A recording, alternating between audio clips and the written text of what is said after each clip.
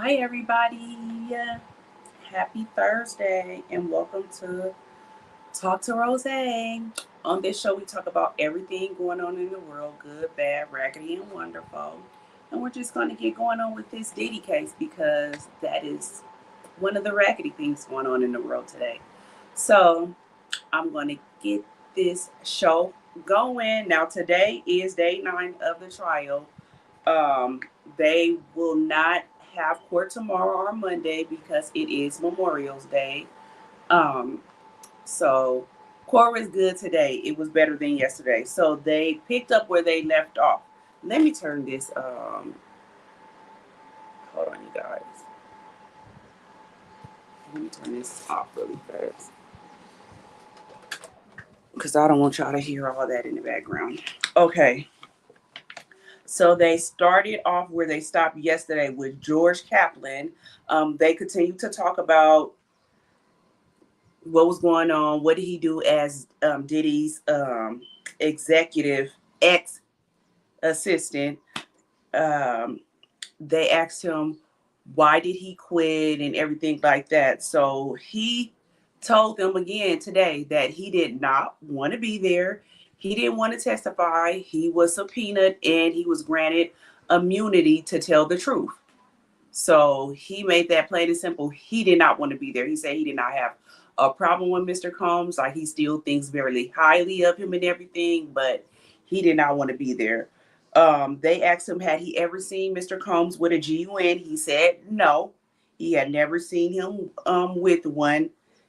Um, he continued to say how he had to clean up behind him, but getting 125,000 a week, you should. Um, he said he learned a lot being his assistant. He said he learned a lot and it makes him the man that he is today. He don't think he would be the man he is today if he did not work for Diddy. He was like his work ethics and everything is because of Diddy. So they asked him, okay, so what did you see that made you quit? Because you said it was because his morals, not because of the businessman, but the morals that he had didn't align with yours. So he talked about how it was one incident they were on a private jet and he heard screaming and hollering. So he said the way the private jet was set up, his back was his back was to them because they were in the back part of the plane. And he said he just heard screaming and yelling. And when he got in there, that Diddy had like a whiskey glass in his hand and he was standing over Cassie. And Cassie like had her feet up to him like to put some distance in between them. But she was like, you guys don't hear this? Like, y'all ain't gonna do nothing. Y'all don't hear all this going on back here. Y'all don't hear this? And so he said when he went back there and see what was going on, he turned around and went back to go sit down. And they asked him why didn't he do anything? He was like, nobody did anything.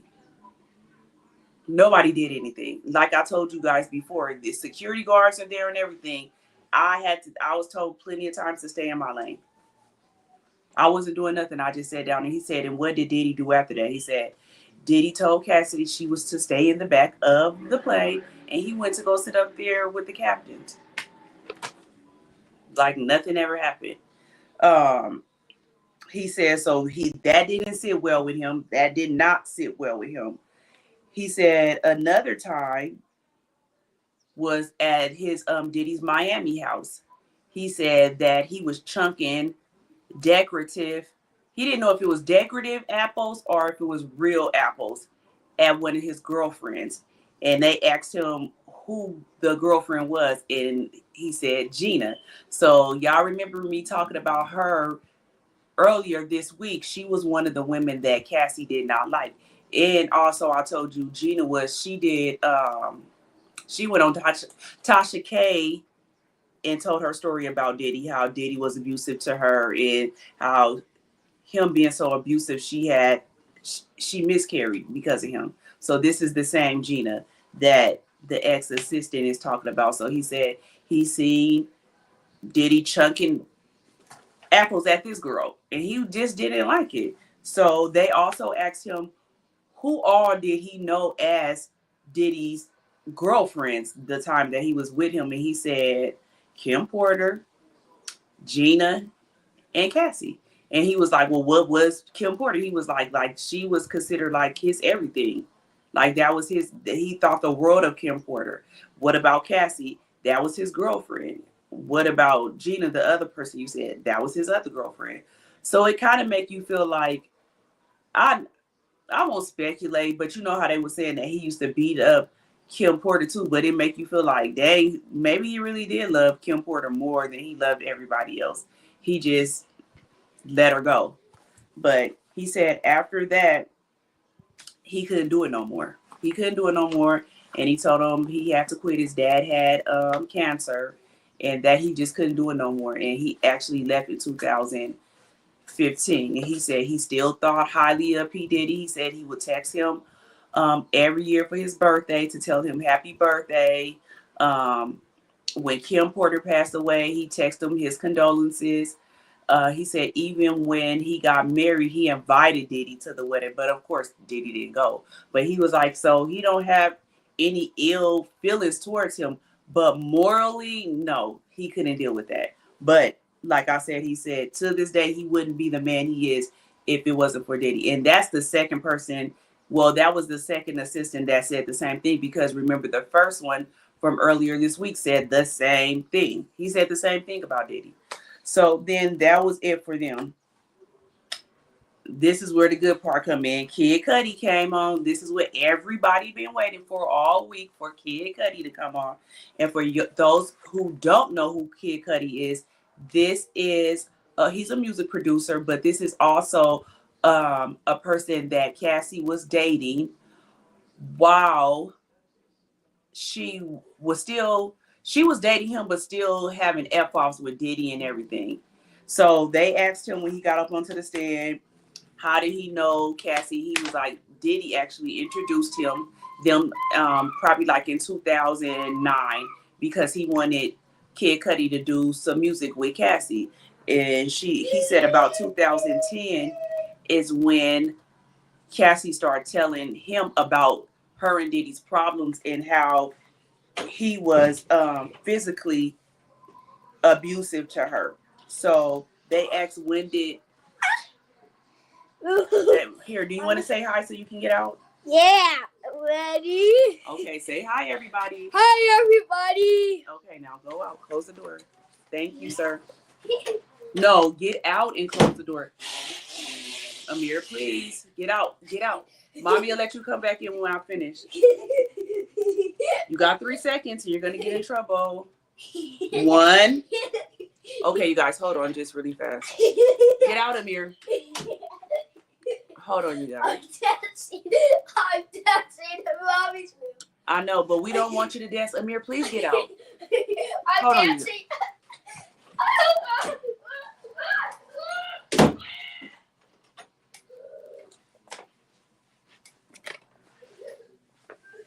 Okay, sorry about that. Where he is. Shoot, I don't got time for all that. Amir, leave me alone. I'm doing my show. He made me forget where I was at. So they asked when did he start dating, and he said they started dating in 2011. He said so they started dating in 2011. To him, he felt like her and Diddy was no longer an item. That's the way she made it seem to him. So he said he was confused when one day in December 2011, Cassie called him around 6 a.m. like real frantic and scared, saying Diddy had just found out that they was dating. So again, he said he was confused, like, why would you be scared about this? Like, I thought that you guys were a done deal. So she was like, please come pick her up, because she was really scared. So he went to go pick her up, and they went to a hotel nearby. While he was getting ready to leave the hotel, one of Diddy's associates called Kid Cudi and told him that Diddy was inside his house and he was waiting for him. And he was like, what? But he said the lady that called sounds super scared, like she was about to start crying too. So he believed her. So he was like, okay. He was like, there. She said, they in your house right now. Him and somebody else is in your house right now. And he was like, okay, I'm on my way. So he calls Diddy. He calls Diddy and asked Diddy, like, are you in my house? Are you in my house? And Diddy was like, I just want to talk to you. And he was like, are you in my house? And Diddy was like, I just want to talk to you. I just want to talk to you. And he was like, I'm on my way. But he said once he got there, wasn't nobody there. But when he got in his house, he noticed that his camera was faced a different way. Um, he got inside. He said it was like Chanel boxes open, like Christmas gifts that he had got for his family were open.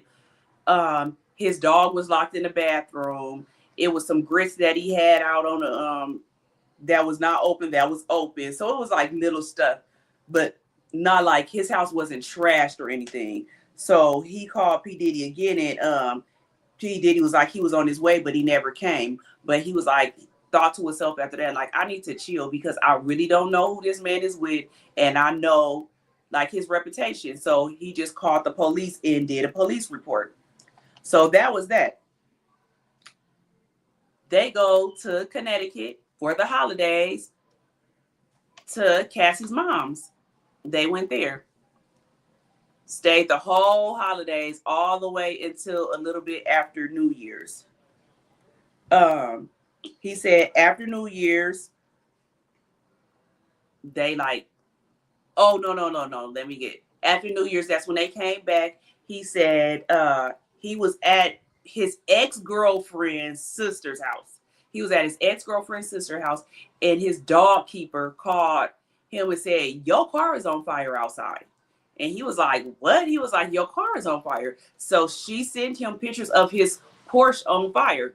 And he was like, okay, I'm on my way. I'm like 45 minutes away. He said once he got to the house that the car was totaled. He said that it looked like they had cut in the roof because it was a rag tile. So they cut through the roof and put whatever it was that they caused the bomb the car. That's how they got it in there. So again, he's feeling like Diddy did this. So at this point now he's calling Diddy. He's calling Diddy and was saying, okay, now I want to talk to you. Because while he was in Connecticut with Cassie at her mama's house, Diddy kept on texting him saying, I just want to talk to you. We need to talk. We need to get some things clear. Because I guess Diddy was saying he was in the dark. He didn't understand what was going on. So Cuddy had told him, I don't want to talk to you. Like, you broke in my house. You had my dog in the bathroom. Like, I don't want to talk to you. But after the car was totaled and set ablaze, now he was like, okay, we need to talk because this is going too far. So they set up a meeting at the Soho house. He said he didn't talk to Cassie no more after the car got on fire. He didn't see Cassie no more until about 2 days later at the Soho house. So he gets to the Soho house, and Diddy's bodyguard takes him into the room where he's at. He said Diddy looking out the glass windows like he's some Marvel hero, like a evil Marvel hero or something. Like, so he said when he got in there, they was talking like regular. He told Kid Cudi explained to him his relationship with Cassie, saying, you know, they dated, whatever. And she told him that her and Diddy was done. And so he believed it. But Diddy told him, but you were my friend. Like, you were my friend. You knew that was my girl. Like, you should have never messed with her in the first place. It don't matter what she said. And so Kid Cudi was like, well, we're not together no more anyways. We broke up, whatever. Cudi said he broke up with her because he was afraid for her. But I've heard that she said that she broke up with him. So I really don't know which story was true. If he broke up with her or she broke up with him, because they both said the same reason, because they was afraid for each other's lives. So whichever, they broke up. So then Diddy put out his hands to shake his hands like, so we're clear. And he was like, yeah. So when he did that, Cassie comes strolling in. Went over, gave Diddy a kiss, and looked at Kid Cudi. And Kid Cudi was like, he was beyond shocked. And they was like, well, why was you shocked? And he was like, I was really shocked that she went back to him after all that she said she went through. And we were together for a year. And they said, well, when was the last time you talked to her? And he was like, a couple of days after the fire. I told you guys that. And they said, so this when the defense came up and was like, so it's fair to say that Cassie played you. And he was like, yeah, she did. They was like, how long was y'all dating? He said, I said a year. And how do you go from being with somebody and talking to somebody every single day for a whole year to just cold turkey not talking to them anymore? But that's because she was back with Diddy. So the defense was like, so really she played you, but in actuality, she played both of y'all because she had a burner phone.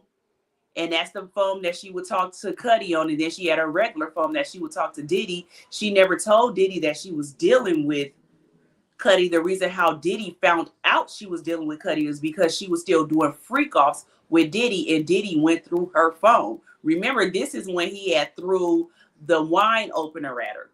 He had went through her phone and found out she was messing with Cuddy. So that's how he found out. So the defense was like, it's basically she was playing both of y'all. And he was like, well, I guess, yeah, she was playing both of us. So he asked him, well, what about my car? What about my car? What are you going to do about my car? He said, Diddy was like, what do you mean? What am I going to do about your car? I don't know what you're talking about. So he made it seem like he didn't know what Kid Cudi was talking about at all about his car. So Kid Cudi was like, you know what? Just forget it. He didn't. That was it. Let me make sure I'm not skipping over nothing. Yeah, he was just like, forget it. So then the defense tells him, oh, did you know that it's no evidence that Diddy did that to your car? It's no evidence that he was the one that went into your house or nothing, because you said that they had turned your cameras down. But we did have evidence that it was a woman that did that to your car, because you did say that you didn't know if you had left your door to your house unlocked or not. Wasn't nothing taken from it. It wasn't nothing, your house wasn't trashed or anything. How do you know this isn't your ex-girlfriend that's mad? How do you know that that wasn't an ex-girlfriend that was just mad? How you know, basically, like, baby Cassie didn't do it? So the defense played him real good. Like, you don't know. And from what we know, a woman did this. But, like, come on, y'all know that Diddy did that. He probably paid a woman to throw the stuff and everything, but y'all know who was behind everything. But in actuality, he didn't never have no evidence. And he was like, they said, did you ever reach out to the police after that? He said, yeah, but they were saying that they didn't know what happened. But keep in mind, Diddy always made sure the police was always on his side. So they gonna roll with him regardless. So he never did know what was going on at all. Amir, stop.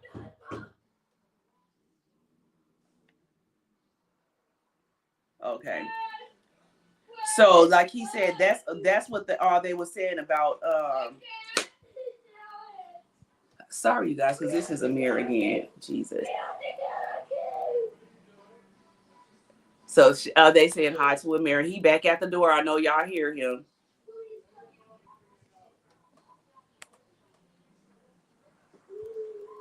Yeah, he really was on some mob, and he had everybody always on his side. But they really paid the Cassie out to be a HOE for real, because that was a whole thing to do that. They had pictures of Cassie, they said, where she had G-Wins in her mouth, but they wouldn't show it to the jury because they said that didn't have nothing to do with the nothing to do with the trial. They had pictures of her basically naked, and they wouldn't show it.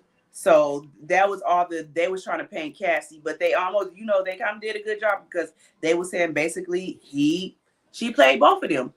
She was still having sex with both of them. She was having freak offs with Diddy, but you tell the Kid Cudi that he was so abusive to you and everything, but you still going back with him. And so that's why Cudi was saying that he felt so bad. Like, he felt really betrayed by that, because he tried to get you away from this situation and you still went back. But like he said, he felt like it was too much drama and Diddy was doing too much. So he just left the situation alone. And they asked him, did he ever see Diddy after that? And he said, yeah, he seen him like in 2015 again. I think it was the Soho House again, but I want to say it was somewhere else. But he was with his daughter, and he said that Diddy pulled him to the side and apologized to him and told him he was sorry for everything that had transpired between him, and he's a better man now, and he hope he takes accept his apology. And Kid Cudi was like, when he said that, he was so caught off guard. He was like, but after that, he just let everything go. He was like, because that was the last person that he would have thought would have apologized to him. So he was like, after that, he just chunked it up. He was like, he hadn't seen Cassie anymore, anything. And that was all that they had for him. So it's like sometimes that they call these witnesses up, but then it almost works in the defense favor. Because to me, that could have went either way. It could have worked for either side to me. Do y'all agree? Do y'all think that could have worked for either side, for the defense and the prosecution? Y'all understand what I mean? Like, it could have went for both sides. And a lot of these testimonies have been like, they could have go for both sides. Like, y'all think y'all doing this for the government, but it's kind of working in favor of the defense. And what he was saying was, I don't know. And now Kid Cudi out here wearing dresses. Well, I see. I don't know. But today he was dressed like he was in Greece. He had on this black leather jacket with his white t-shirt under there with his jeans. Like, he literally looked like he was coming out of the Grease movie, smoking that cigarette hard. Like, he was smoking that cigarette so hard, it seemed like he could have smoked that whole cigarette in one puff, because he was smoking the hell out of that cigarette. So that was it for Cudi and everything. So the next person they brought up, and this was a good one too, was her name was Mila Morales, and she was P. Diddy's makeup artist from 2000 to 2005. Then she took a break and she started working with like Rihanna and everything like that, until Cassie signed with Bad Boy. Then she came back and she was Cassie's makeup artist, but still, she was working with everybody else, but she was Cassie's only makeup artist. Hold on. Prosecuting attorneys are, yeah. So she said that she came back doing Cassie's makeup. So they asked her a lot of questions too, because she was getting beat up all the time. So she had to have her makeup on deck. And the makeup artist said yes, her makeup had to be perfect. And before she could leave or do anything, they had to send multiple pictures to P. Diddy to get his approval. And this was every time. So they asked her questions, the prosecution, asking her questions about what did she see and what was her relationship with Cassie. So she said her and Cassie were real close. Like, they were like, it was like she was Cassie's big sister. She was like, she was my little sister. She said we did a lot of things together, like we were really close. And then she brought up one incident when they had left Prince's house party. Now, remember I talked about that before, where she said she was at one of Prince's concerts at his house, and P. Diddy came and she hurried up and left because he didn't know that she was there, and she was there with her friend. This is the friend, the makeup artist. So they said after going to the Prince house party, her and Cassie went back to the hotel room. Diddy came to the hotel room acting crazy and irate. Where's Cassie? Whoop, whoop, whoop. The girl was like, she's in the bedroom. He went into the bedroom, closed the door, and she said all she heard was just screaming and yelling, and she was so scared. And she was like, once Diddy came out the room, he walked right past her and walked out the hotel room. She went in there to the room. Cassie had, her lip was swollen. Wait. She had a swollen eye, a busted lip, and knots all over her head. After that, let me read some of these because I'll forget. The prosecuting attorneys are not presenting anything to make Diddy look like a monster that he is. Exactly. That's what I'm saying. They not almost not doing a good job. I don't understand why more of his artists are coming out and saying how he built his enterprise. Well, we only 9 days in. Like we still got like 7 more weeks. So I meant it would say he was a thief, intimidating, greedy, and violent. Yeah, just think we still don't know. Is more people coming up, but they think they doing a good job, and it's like y'all failing at this. Like everybody's saying the same thing, but y'all not having hardcore evidence. So this girl said that after that happened, she took Cassie with her to stay with her at her house for a couple of days. She has a doctor that's a friend, so she had the doctor come over to look at Cassie. And after the doctor seeing all the injuries and her ribs were bruised and everything, he advised Cassie to go to the ER. He was like, you need to be checked at the ER. And Cassie refused. She refused. She said she didn't want to go. And they told her that she needed to call the police. She said she didn't want to call the police.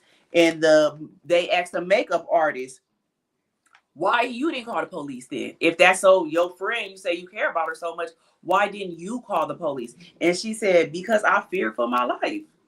Like they asked everybody the same thing, like, why you didn't do nothing? Why you didn't do nothing? Because I'm scared. If he doing this to her, what make you think he ain't gonna do it to me if I tell on him? I'm scared.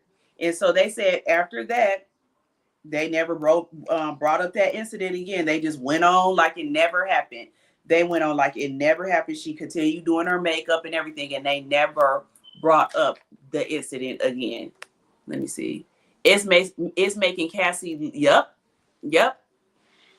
That's what I'm saying. It's making her look exactly like that. Exactly like it, like a 304. I was like, they're not doing a good job. They're not doing a good job. But it's like it could go either way. Like we know that Diddy is the devil. We know that he's the devil, but it's like y'all not doing good. Y'all not presenting the facts good enough. So I don't know. And just think how many people have got immunity that they had subpoenaed that they had to come to court, and they're giving them immunity to tell, and they still ain't doing a good job. Like y'all still are not doing no good job. Hold on. Make sure y'all like the live. Okay, so the defense then comes up. The defense come up, P. Diddy's team, and asks if she saw Cassie after the hotel incident. She said yes. And she talked to Cassie after that happened because she was scared for her again. And they spoke to one of her friends who was a lawyer because, again, she was concerned. And they talked to the lawyer, but Cassie didn't want to do nothing. Cassie didn't want to do nothing. So they tried to discredit her now, the makeup artist, because they said, if Cassie your friend and all this, and why are you doing interviews with everybody? They say up till today, she has did about 8 interviews and talked about what happened to Cassie when Cassie ain't never even said nothing until, all this stuff went on. But she's been paid to tell what happened to Cassie. So they said, like, are you doing this for clout? Because you telling Cassie's story and she ain't even said it. And she said no, but who knows? She probably ain't scared now because Diddy is in jail. So she like, I'm gonna tell my side, but it is almost like, why say something now? I don't know. It's not gonna make anything better. But they was on her head. Like, if that was your friend and everything, why are you doing press tours about what happened to Cassie? So that was her. Now we have another person comes up to the stand. Hold on. Oh, they have Frederick come up to the stand. He's an employee at the hotel. So they asked him what hotel he works at, and it was the hotel that Diddy always went to in Hollywood. And he recalls like the notes they will put on P. Diddy's profile. So they always said to monitor outside of his room, that the housekeepers were always to spray air freshener passing that room. Like always just go throughout the day and spray air freshener. And then they said to always get an authorization for an extra $1,000 for whatever rooms he was staying in, because he always spills candle wax on everything, uses excessive oil, and for everything else that he damages in the room. So those were on his profile, flagged. So, and remember, everybody said that he always did that. Like the rooms would be trashed. The rooms would be trashed. So they asked, the defense didn't even cross-examine him. But I really didn't understand what he was there for. Like, why did the prosecution call this man there? Okay, monitor his room, keep air freshener.